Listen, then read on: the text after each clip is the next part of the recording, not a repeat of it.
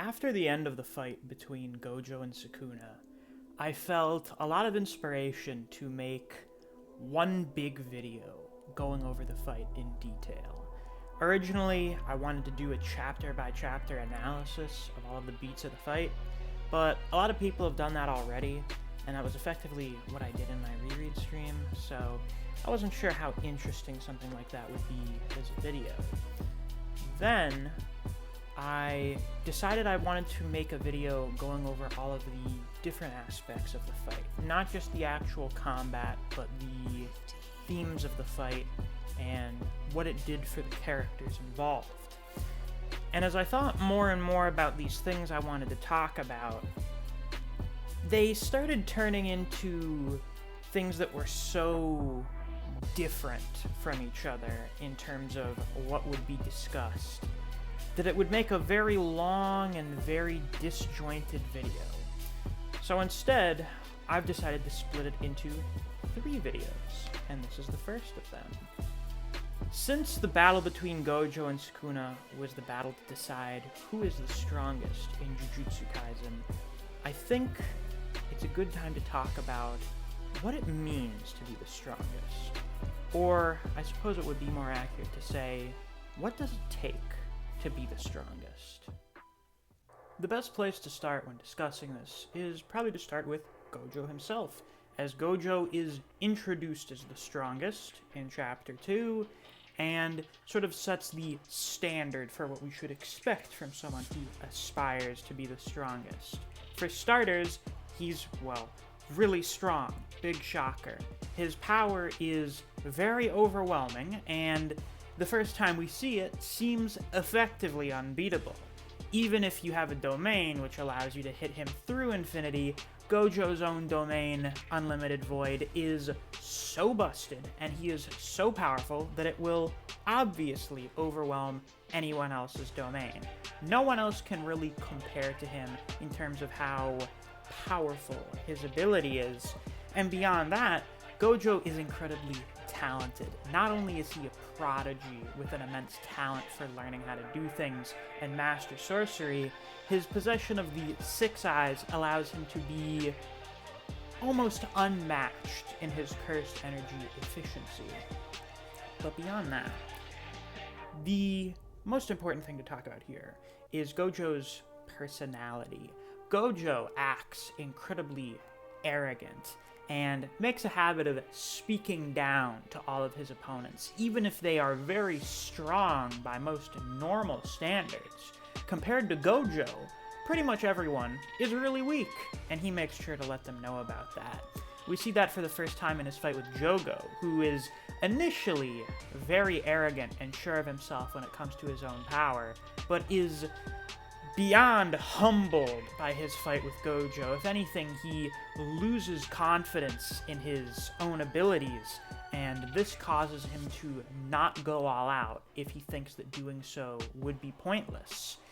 As Sukuna puts it, Jogo is instilled with the mindset of a true loser, of someone who doesn't have what it takes to acquire the strength that they need. Now, Jogo, of course, would still lose to Sukuna, even if he did use his domain, but that's not really the point. The point is more so trying to become stronger. And another thing, which Sukuna brings up, is that Jogo cares too much about other things to become stronger. He decides to group up with other curses and wants to achieve a goal that he has a certain philosophy supporting. That is not the path to acquiring strength. By doing that, Jogo limited himself. He did not focus on acquiring more strength in a way that he could have, and probably not, but maybe would have reached the heights of Satoru Gojo. At the very least, he would have gotten a little bit closer, but he lacked the right mindset and perspective to do so. This applies to people who are even stronger than Jogo, people who have far more innate talent and potential than Jogo. As we look to Yuta Okkotsu, the second strongest sorcerer of the modern era, his talent is well, pretty much unmatched amongst the student body, and his ability to copy other techniques is, well, really strong. And that most certainly gives him the potential to become someone even stronger than Gojo. But according to Uro, who met Sukuna in person back in the day, he doesn't have what it takes to be the strongest. He's reaching his limit because he doesn't have that mindset. He does not disregard all others like a calamity and just burn everything around him in order to attain as much strength as he can. And that's why he won't become much stronger than he is now, at least according to those around him, those who have had experience with those who have truly reached the peak, specifically those who have encountered Sukuna, or who are Sukuna. He just doesn't have the right mindset to become that powerful. Someone who did have both of these things was Mahito. Mahito had an immense talent. You just have to go back and look at the amount of growth he underwent just in his fight in Shibuya to realize how insane Mahito's growth potential was. It makes the rest of his potential prior to that, which was already very impressive, look like a joke when you consider all the things that he did in that fight. Splitting and making doubles of himself, landing a black flash, doing a 0.2 second domain expansion after only seeing it one time, instant spirit body of distorted killing. He had it all going on. And he had the right mindset. Mahito didn't really care about any kind of belief system. His belief was in the impulsive nature of cursed spirits, to be creatures of pure desire and negative impulse, to just do whatever they want without a second thought. This sort of mindset, to destroy everything around you without a care in the world, is exactly the sort of thing that Sukuna talks about, and is the exact sort of thing Sukuna embodies. If Mahito were given more time to keep growing at that exponential rate, I have always believed that Mahito, more than anyone else, had the potential to become a new Sukuna of the modern age. But alas, that was cut short. Not just because Mahito was unfortunate enough to get on the wrong side of Yuji Itadori, but also because Mahito didn't fully embody the mindset that Sukuna talks about. And that's because Mahito was honestly kind of a coward. As soon as he thought he might lose, as soon as the plans and strategies that he had been making use of his entire time weren't going to work anymore, he gave up. He freaked out. He feared for his own life and thought he was going to die. He cared too much about his own well-being and didn't try to find a way to keep fighting. If Mahito looked at the situation he was in and instead of running away, thought, what can I do to get out of this? How can I become strong enough to overcome this situation? Maybe things would have turned out slightly differently. But maybe not. What's more important than anything else is just the mindset. We have another thing to talk about when it comes to the mindset of the strongest. And it's one of Gojo's flaws when it comes to being the strongest. A reason why he could not keep becoming stronger. And that is the loneliness that comes from strength, the solitude. After a certain point, Gojo reached a level of strength in which he wasn't really able to interact with other people the same way anymore. There was just a separation between him and all other living things because of his power, both in terms of people's ability to understand him and what that caused for him in terms of his role in Jujutsu society. Him acquiring the strength that he had was the reason he became a one-man army and was sent to go deal with all of the big problems by himself, and the person that he cared about most was left by themselves and ended up going a separate path. That created within Gojo a longing for people that he could connect with, for people to be able to understand him like Geto used to be able to. And that caused him to have sort of a strained relationship with his own level of power, and that he wouldn't really try to become stronger than he was now. Another person with a very similar situation to Gojo is Kashimo, as Kashimo was the strongest of his era in the Edo, and was so powerful that he could not understand other people.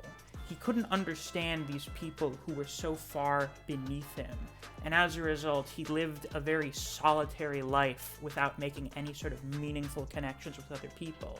Gojo and Kashimo are sort of two different sides of the coin, where Gojo understands people, but they don't understand him, and he longs for others to connect with him, whereas Kashimo doesn't understand other people. Which is why, of course, Gojo is more of a protagonist person that wants to protect people and save people, and Kashimo doesn't really care about killing anyone. The problem with these two, of course, is that they're longing for people to understand them. Their longing to connect with those weaker than them prevents them from trying to reach higher heights. This is not a problem that Sukuna had. It's not a problem that he has, as Sukuna doesn't care about connecting with and understanding people, because he doesn't care about anything. He has the mindset of a calamity, of a force of nature that destroys everything in its path and does as it pleases, regardless of anyone, including himself. He doesn't care what happens to him. He doesn't even care if he dies doing what he does, so long as he gets to enjoy himself and live at his own whims. Of course, he still respects the strength of others because he respects strength.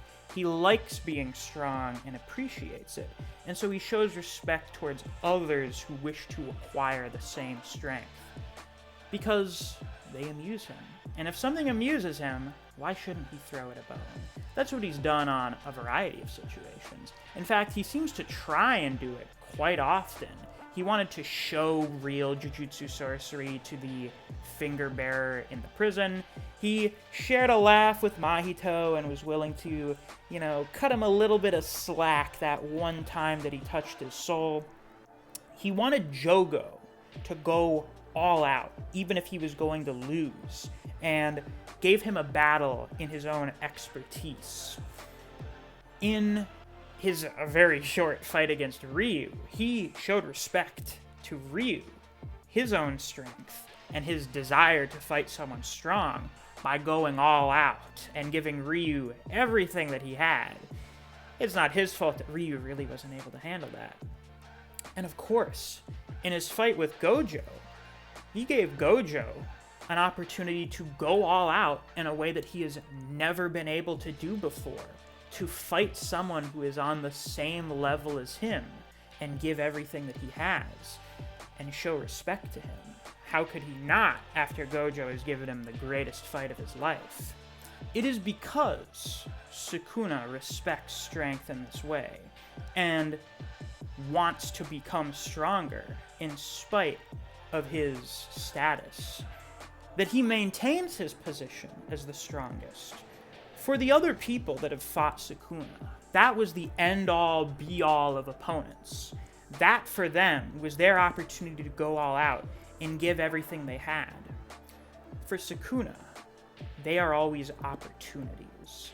There are always opportunities to try out his different tricks, to invest more in doing something else. His fight against Maharaga was great for him because he encountered something interesting, something that he had to think about the ways to defeat and really strategize with.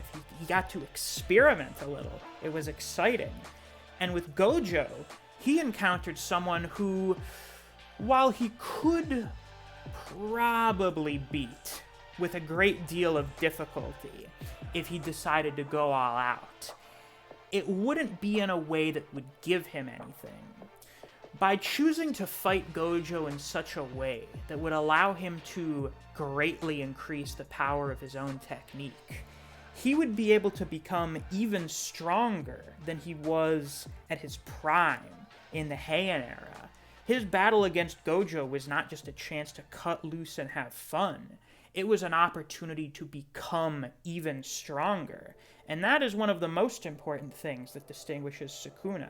Even if he is already the strongest, he can always become even stronger. It doesn't matter if he was born the strongest or if he became the strongest, because he has what it takes to maintain his position and stay the strongest. And that is probably one of the most important things that distinguishes Sukuna from everyone else who tries to attain the title of becoming the strongest. And with that, that's all I have for today's video. I hope you enjoyed it. The other two are going to be a bit different.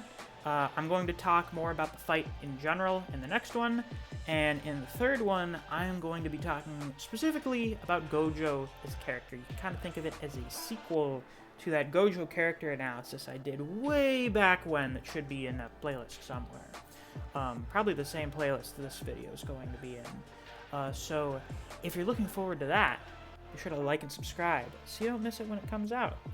Thanks for watching. I'll see you guys around. Take care.